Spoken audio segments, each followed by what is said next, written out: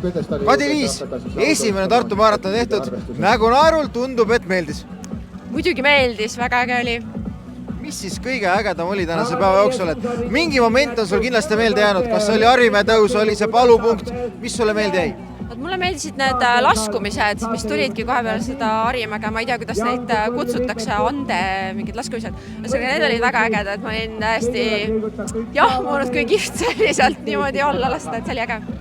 Kuidas see stardimoment tundus, et tegelikult seda 3000 inimest niimoodi vaadates eemalt on päris äge tunne küll?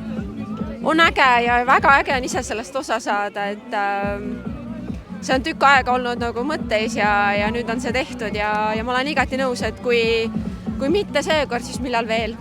Väga äge talv on olnud.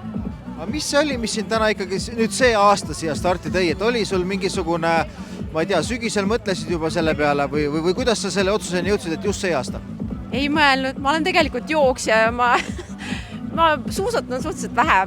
Aga Estolopetil on selline äge kampaania, et kutsu sõber maratonile, et kes ei ole mitte kunagi varem käinud. Ja minu sõber Eero ütles, et Kadi-Liis, ole see julge, pane kirja, tee ära. Ja mina olen julge inimene, mõtlesin, et muidugi teeme. Nii et niimoodi ma siin olen ja ma absoluutselt ei kahetse, väga äge oli. Suurepärane. Aitäh sulle ja jõudu jaksu. Aitäh.